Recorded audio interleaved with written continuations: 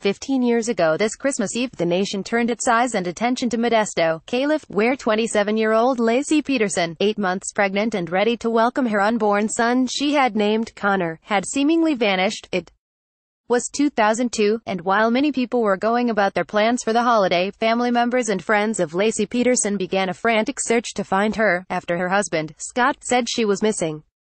He called Laci's mother Sharon Rocha in the early evening to ask if she was at their home, saying when he got home from a day of fishing Laci's car was in the driveway and their dog was in the backyard with his leash on, and that Laci wasn't home.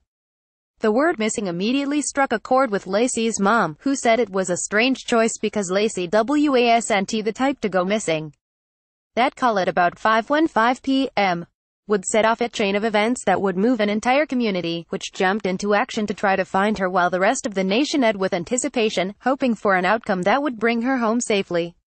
As the days and weeks went on, the search became more desperate, as there were no signs of Laci Peterson anywhere.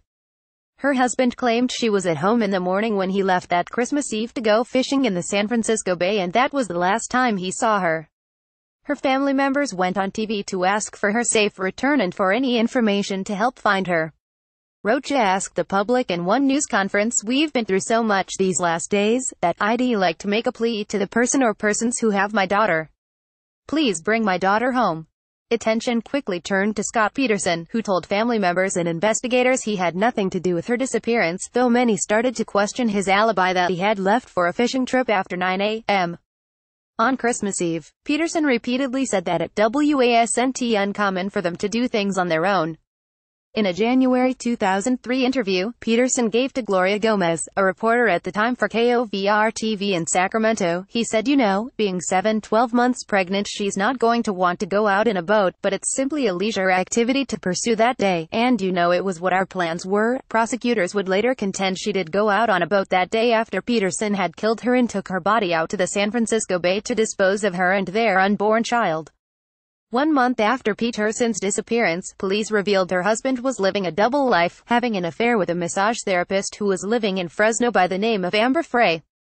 The single mother went to police once she became aware that the man she thought was her boyfriend was quickly becoming a prime suspect in a nationally televised case.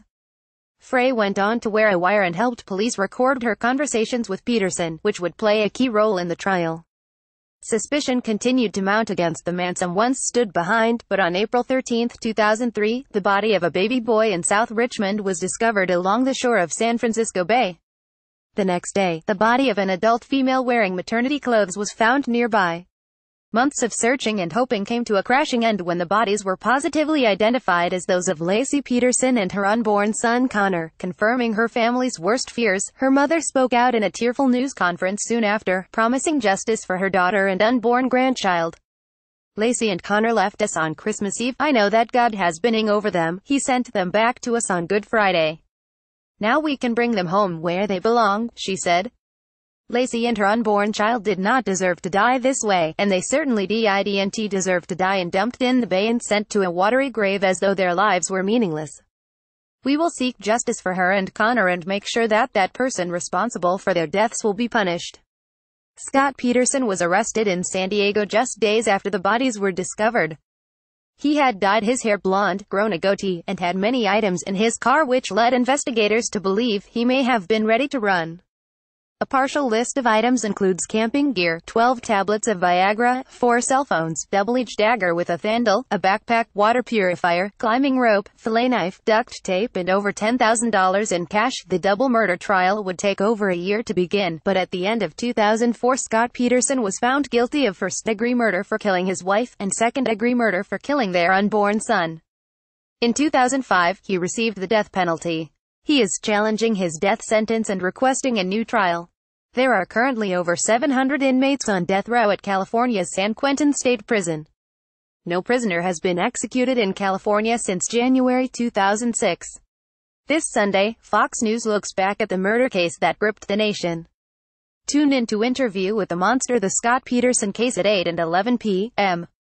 ET as our panel of experts reflects on the case and analyzes his 2003 interview with Gloria Gomez.